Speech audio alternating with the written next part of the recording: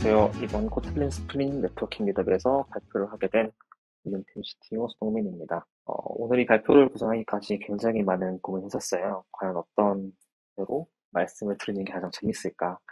코틀린 기술 그 자체에 대해서 이야기하면은 너무 좀 딱딱할 것 같고, 그렇다고 좀 제너럴한 얘기를 하자니 그것도 재미가 없을 것 같고, 많은 고민을 했었는데요. 많은 분들께서 아시다시피 저희 두드림 팀은 얼마 전에 파이썬에서 코틀린으로 기술 스택을 완전히 전환했었어요.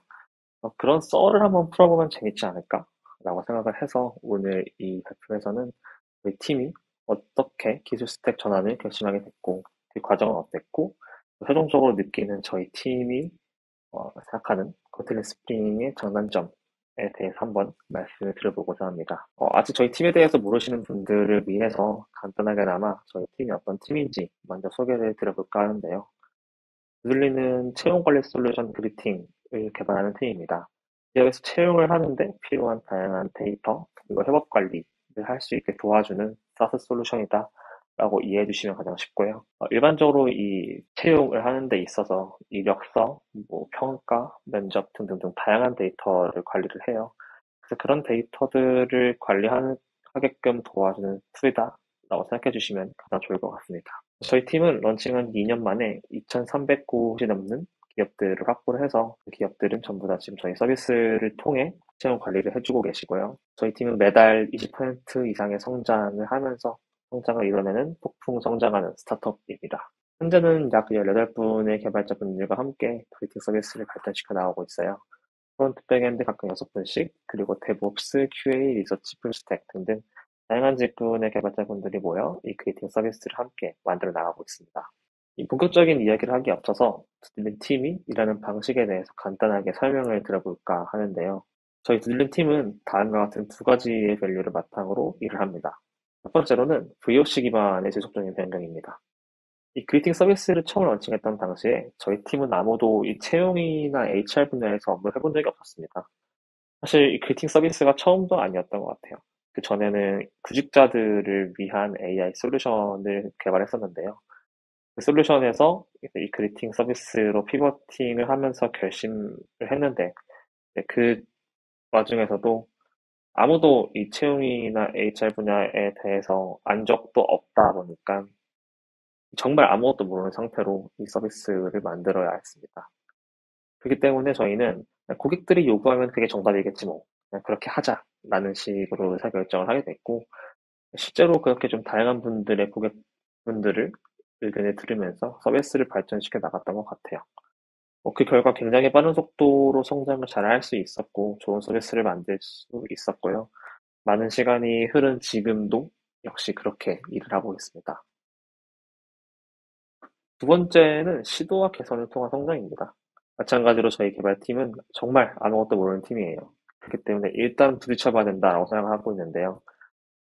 내가 알고 있는 게 정답이 당연히 아닐 수가 있기 때문에 더 좋은 방법, 더 좋은 기술적인 아키텍처, 더 좋은 어떤 무언가들을 찾기 위해서 끊임없이 시도하고 개선해 나가는 것 같아요.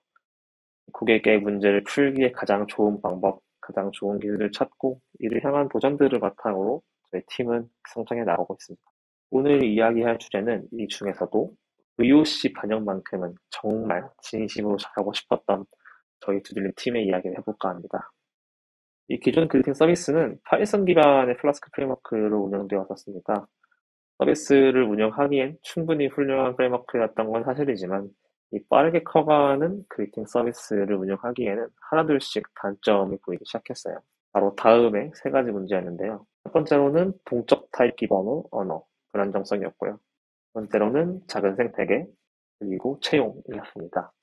각각에 대해서 한번 자세하게 말씀을 드려보면요. 먼저 동적 타입 언어의 불안정성입니다.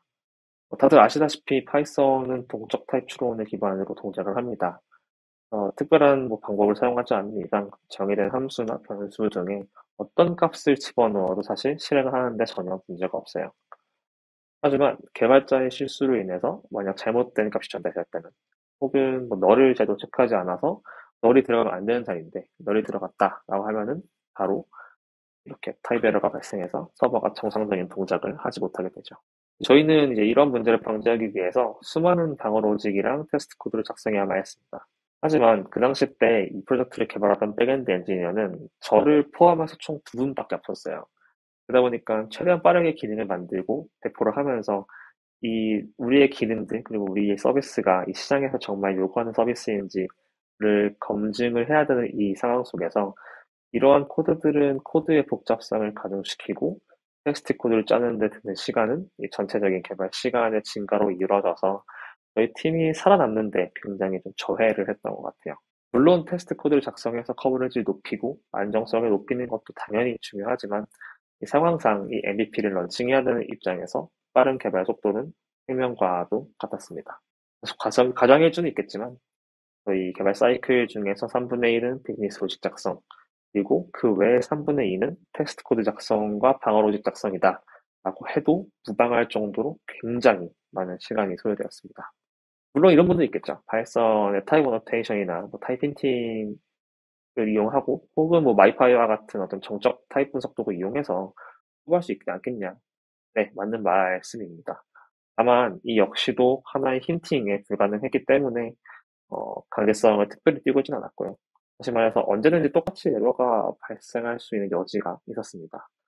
그리고 이 모든 코드베이스들은 별도의 타입 어노테이션이나 마이파이와 같은 도구가 없는 상태였기 때문에 이를 리피토링 하는데 좀 꽤나 시간이 소요될 거다라고 생각을 했었고요. 앞으로 개발자분들이 더 많이 들어오셔갖고 같이 함께 이 코드베이스를 작업할 때는 분명히 이 타입 어노테이션에 대한 컨벤션 룰을 지정한다든지 혹은 뭐 마이파이를 CI/CD 파이프라인 녹인다든지 등등등 추가적으로 해야 될 태스크들이 너무 많을 거다라고 생각했던 것 같아요. 두 번째로는 이 작은 파이썬의 선택이었는데요. 이 플라스크는 플라스크를 중심으로 해서 뭐 SQL 알케미, 몽고 엔진 등등등 다양한 ORM 라이브러리들이 있고 뭐 플라스크 CRS, 플라스크 RESTX 등등등 서버 사이드 라이브러리들을 굉장히 많이 지원을 합니다. 근데 일부 이 ORM과 관련된 보일러플레이트나 뭐 요즘 당연하게도 하고 있는 IDS 커넥션을 마스터 슬레이어 분리한다던가 등등등 이 서비스를 안정적으로 운영하는 데 필수적인 세팅들은 정부 직접 구현을 해야 됐던 것 같아요.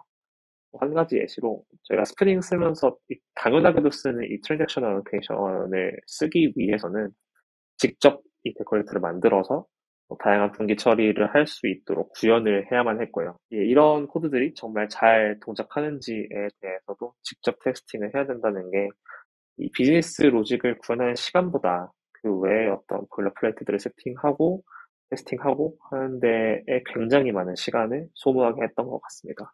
마지막은 채용인데요. 사실 뭐 제가 CTO이기 때문에 고민했던 내용이긴 했습니다만 한국에서는 여전히 자바를 사용하시는 개발자분들이 더 많으시고 이런 상황 때문에 이 파이썬 베이스의 개발자분들을 모시는 데는 굉장히 많은 시간이 소요됐었습니다. 그래서 앞서 말씀드린 다양한 요인들로 인해서 저희는 앞으로 스케일업을 하는데 다른 기술 스택으로 전환을 해야겠다라고 생각을 했고요.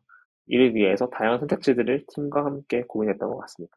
역시나 가장 먼저 고려했던 거는 타입 세이프티였던 것 같아요. 웬만하면은 이 정적 타입 기반의 언어가 좋을 것 같다라는 생각을 했었고, 네, 그러한 생각 때문에 어, 저희가 제시했던 후보 자체는 타입스크립트랑 자바였었습니다. 두 번째로 고렸던 내용은 이 프레임워크의 생태계가 충분히 거대한가 였던 것 같아요. 최대한 개발자분들이 비즈니스 로직에만 집중해서 개발을 할 수 있기 위해선 뭐 라이브러리나 등등등 제공되는 여러 가지 서드파티들의 다양성이 커야 한다라고 생각했던 것 같아요. 타입스크립트에서는 Nest.js, 자바에서는 스프링 부트가 각각 사용된 프레임워크로 선정이 되었습니다. 저희는 이 두 프레임워크의 장단점을 비교하기 위해서 개발자분들께서 직접 뭐 사내에 자리 서버들, 사이드 프로젝트들을 각각의 언어로 작성해보고 장단점을 비교해봤습니다. 물론 더 다양한 내용들이 있겠지만 저희가 생각했던 끔찍한 장단점은 다음과 같았습니다. 이 Nest.js 같은 경우에는 공식 문서가 굉장히 훌륭해서 처음 프레임워크를 배우는데 속도는 굉장히 빠르던 것 같아요.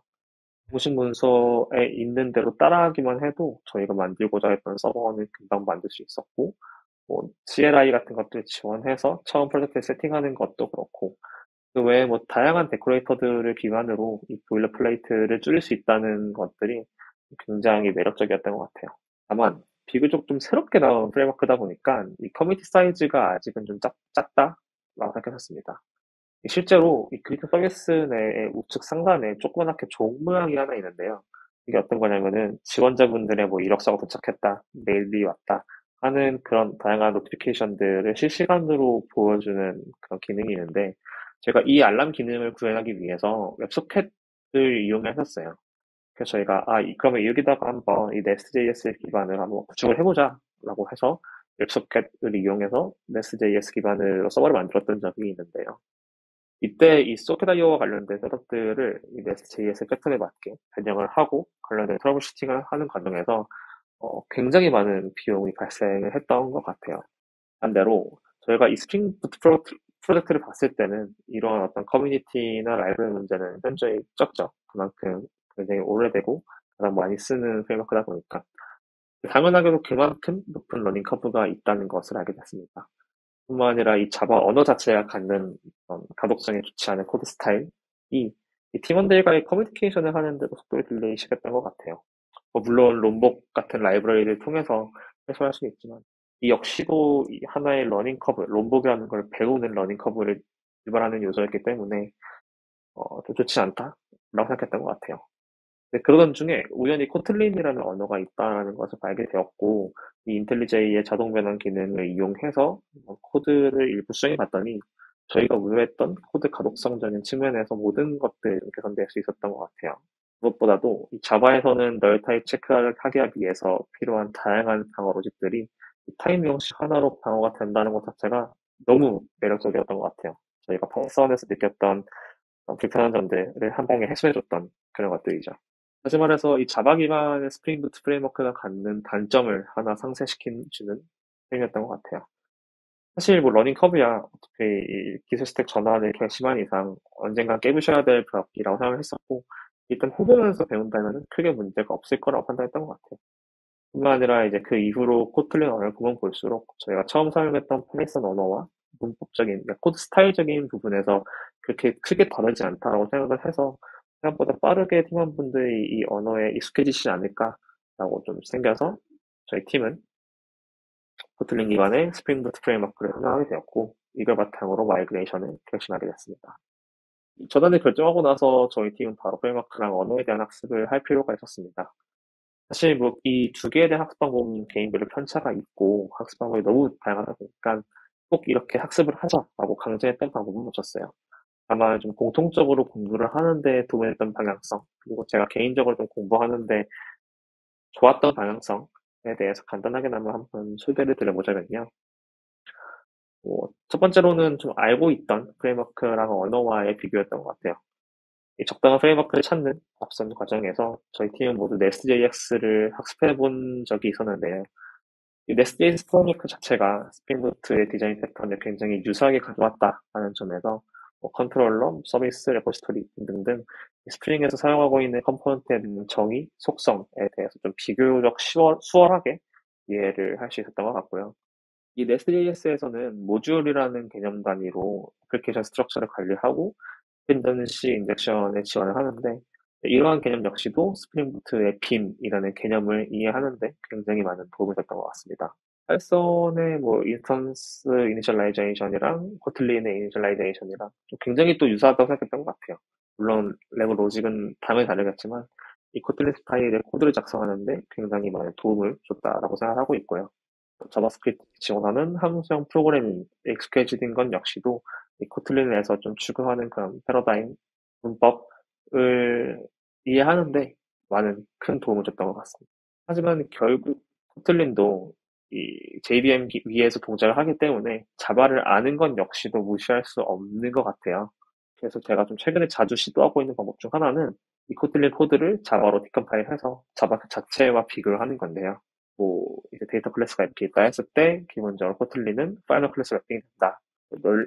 널 타입을 보장하기 위해서 이런 언테이션을 사용하고 var은 파이널 밸류로 그리고 그냥 var은 그냥 밸류로 랩핑된다. 뭐 데이터 클래스 이용하면은 다음과 같은 equals와 같은 보일러플레이트를 자동 생성해 준다. 등등등 이렇게 좀 자바 언어 그 자체와도 비교를 하면서 학습을 하니까 조금 더 코틀린에 대한 이해가 수월했던 것 같아요. 사실 뭐 이 저희가 트러블 슈팅을 하기 위해서 무언가 검색하면은 대부분 또 자바로 된 코드를 봐야 되고 그 코드를 코틀린으로 좀 변경을 해서 해결을 하기 위해서는 자바에 대한 공부 자체가 좀 필수적이었던 것 같아요. 그래서 이 자바를 배우고 넘어오시는 게 가장 중요하다라고 저는 개인적으로 생각을 하고 있고요. 그래서 요즘엔 더더욱 이 자바에 대한 공부를 많이 하고 있는 것 같아요. 사실 무엇보다도 가장 중요하게 생각했던 거는 코드 리드입니다. 저희가 공부를 한다고 해서 모든 것들을 전부 다 아는 건 아닐 거잖아요. 팀원들 간의 상호 간의 리뷰를 통해서 더 좋은 코드, 더 코틀린스러운 코드를 추구하면서 같이 성장하는 분위기를 만들어 나갔던 것 같습니다. 그래서 보셨다시피 팀 차원에서 특별하게 공부를 위해서 다 같이 시도한 건 없었어요. 스터디를 해볼까라고도 생각은 했지만 개인별로 공부를 하는 어떤 방법 그리고 편차가 너무 커서 오히려 이 스터디는 좀 역효과가 있지 않을까라고 생각을 했고 오직 개인의 역량에만 맡겼던 것 같아요. 다만 그렇게 딱히 뭐 스터디에 대한 고민 없이 바로 마이그레이션 계획을 수립했던 게 지금 와서 돌이켜보면 가장 좋은 방법이었던 것 같은데요. 왜 그렇게 생각했는지를 한번 소개해 드려 볼게요. 서버 스택을 변경하면서 마이그레이션을 수행하려면 일반적으로 다음과 같은 선택지를 있을 수 있는데요. 모든 부분을 일괄적으로 변경하고 마이그레이션 하는 것, 그리고 부분적으로 변경하면서 기존 V1은 유지한 채 V2로 천천히 넘어가는 것. 이렇게 두 가지가 있을 것 같은데요. 저희 팀의 경우에는 아직은 이 그리팅 서비스가 시장에서 반응을 보고 있는 과정 중이기 때문에 모든 개발을 스탑하고 한 번에 마이그레이션 하는 거는 이 제품의 발전에 있어서 굉장히 좀 치명적인 영향을 미친다라고 판단을 해서 당연하게도 부분적 변경을 선택하게 됐습니다. 또한 내 팀은 옛날부터 이제 마이크로 서비스 기반의 아키텍처를 운영을 해보자 하는 목표를 가지고 설계를 해왔었기 때문에 이미 좀 큰 단위의 도메인들은 서버들끼리 분리가 되어 있는 상태였었고요. 이를 위해서 뭐 쿠버네티스 같은 인프라 환경을 구축해뒀기 때문에 이 서버들을 하나씩 이 API 엔드포인트 단위로 마이크를 해나가면서 혹여나 에러가 발생할 경우에는 빠르게 이렇게 기존 레거시 서버로 롤백을 하는 게 운영적인 측면에서 더 좋을 거다라고 생각했던 것 같아요. 그래서 저희는 가장 변화가 적고 트래픽이 적은 결제 도메인을 첫 번째 마이그레이션 대상 도메인으로 선정했습니다. 이게 굉장히 작은 서버인 만큼 마이그레이션 서버 코드를 띄웠다가 다시 죽이기에도 굉장히 용이했고 저희가 이 프레임워크랑 언어 자체를 학습하고 시도하기에도 굉장히 적합했던 것 같아요. 사실 저희가 처음 쓰는 언어랑 프레임워크 서비스를 운영하다 보면은 굉장히 생각보다 많은 에러를 겪을 밖에 없는 것 같아요. 그래서 딱 처음 띄웠을 때, 뭐 JPA 관련된 에러부터 시작을 해서, 뭐 이런 에러가 갑자기 왜 나와 싶을 정도로 당황스러우면서도 사실은 뭐 프로퍼티스 하나만 변경하면 된다던가 하는 정도로 굉장히 좀 쉬운 에러를 많이 만났던 것 같아요. 당연히 프레임워크가 미숙했기 때문이었는데요. 그래서 저희는 일단은 한번 띄웠다가 에러가 발생하면 냅다 죽이고, 트러블슈팅을 하고, 다시 띄우고, 뭐 이런 등등들을 반복해 나가면서 프레임워크에 좀 친숙해져 갔던 것 같아요. 이 실트래픽은 많이 없지만 서비스의 다양한 도메인을 건드리는 이 결제 도메인이었기 때문에 저희가 학습을 하기에는 충분히 훌륭한 플레이그라운드였고 그렇게 하면서 일단 부딪히면서 배웠기에 저희 팀이 더더욱 빠르게 학습을 할 수 있었던 계기가 된 것 같습니다. 그렇게 해서 그 다음으로 변화가 적고 트래픽이 적은 뭐 메일 관련 도메인 그리고 그 다음으로 적은 도메인 등등등 해서 프레임워크에 대한 학습을 지속적으로 수행하면서 마이그레이션을 해나갔고요. 최종적으로는 가장 변화가 많고 거대한 도메인인 ATS 도메인을 마이그레이션을 하였습니다. 이렇게 저희는 약 1년이라는 시간 동안 스택을 전환을 했고 그 결과 지금은 성공적으로 대부분의 플러스를 코드페잉으로 전환할 수 있었고 팀원분들은 지금 현재는 모두가 이 프레임워크에 굉장히 친숙한 상태로 더더욱 그리팅 서비스를 잘 만들어주고 계십니다. 사실 앞으로도 저희가 기술 스택을 변화해야 된다라고 하면은 저는 또 다시 과감하게 지금과 같은 방법을 선택하지 않을까 싶습니다. 일단 영향도가 가장 작은 곳에서부터 먼저 시도해 보면서 부딪히면서 배웠을 때 저희 팀이 굉장히 빠르게 성장을 할 수 있었기에 저는 이런 방법이 너무 좋았다라고 말씀을 드려보고 싶었습니다. 그래서 코틀린을 도입하고 나서 저희 팀은 무엇이 달라졌을까요?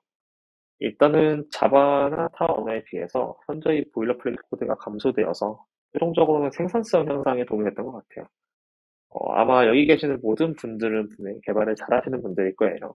저희 팀에 계시는 개발자분들도 전부 다 잘하시는 분들이고요. 다만 저는 서비스를 성장시켜 나가고 회사가 성장하기 위해서는 잘하는 개발자가 모여있는 것뿐만 아니라 그 개발자분들이 똑같은 시간 내에 더 많은 가치들을 만드실 수 있게끔 도와드리는 게 가장 중요하다라고 생각하고 있어요. 그런 차원에서 팀 전체의 생산성은 굉장히 중요한 지표다라고 생각하고 있는데요. 물론 다양한 방법들을 통해서 생산성을 향상시킬 수는 있지만 언어 자체가 주는 생산성의 향상은 생각보다 더 강력했다라고 말씀드릴 수 있을 것 같습니다. 뿐만 아니라 코틀린에서 지원하는 다양한 기능들, 예를 들어서 익스텐션 펑션스라든지 아니면 널 타입이라든지 등등은 이 개발자들로 하여금 비즈니스 로직의 흐름을 조금 더 직관적으로 이해할 수 있게 돕고 코드의 유지 보수를 간편하게 만듭니다. 이는 곧 코드의 변경이 쉬워진다는 것이고 리뷰를 하는 데 드는 시간이나 다른 사람들의 코드를 이해하는 데 드는 시간 등을 줄여서 결국엔 또다시 이 팀의 전체적인 생산성과 유지 보수성을 높이고 있습니다. 사실 코틀린을 사용한다는 것은 이 스프링 프레임워크에 직접적인 영향을 미치지 않지만 이 같이 협업을 하는 팀의 입장에서 코드 퀄리티의 향상, 유지 보수성 증가, 그리고 생산성 향상으로 이어질 수 있게 하는 힘이 있다라고 생각합니다. 어떻게 보면 많은 스타트업들이 살아나기 위해서 꼭 필요한 것들을 뒷받침하는 셈이죠. 그래서 저희 팀은 코틀린으로 전환한 이후에 총 약 800번의 릴리즈를 가능하게 만들었고, 이는 저희 프로덕트 성장에 굉장히 큰 기여를 했다라고 생각을 합니다. 사실 이 언어가 가져다주는 생산성 측면이 너무 건력하다 보니까 딱히 뭐가 별로다라고 할 건 없지만, 그나마 있다라고 하면은 아마 JPA와의 궁합이 아닐까 싶습니다. 구체적인 사례는 제가 지금은 기억은 안 나지만, 이 JPLY 궁합 때문에 굉장히 좀 많이 고생을 했던 경험이 있고요. 실제로 저희 백엔드 팀에서는 우스갯소리로 이 엔티티 클래스만큼은 자바 코드로 변환할까요? 약간 이런 얘기를 하고 있긴 한데요. 뭐 이 정도로 JPY의 궁합이 그렇게 썩 좋은 것 같지는 않습니다. 그래서 끝으로 잘 살아남을 수 있었냐에 대한 대답으로는 무조건 였습니다. 노플린의 장점을 통해서 저희 팀은 생산성이 굉장히 높아졌고, 이는 저희가 그렇게 집착하던 고객의 목소리를 반영하는데 굉장히 많은 도움을 줬던 것 같습니다. 조금 더 홍보하면은 덕분에 며칠 전에 106억 원의 투자 유치도 마무리 다 했고요. 정말 진심으로 이 빠르게 성장을 하고자 하는 스타트업에게는 한 번쯤 고민해 볼 만한 선택지가 아닐까 생각합니다. 이상으로 마치겠습니다. 감사합니다.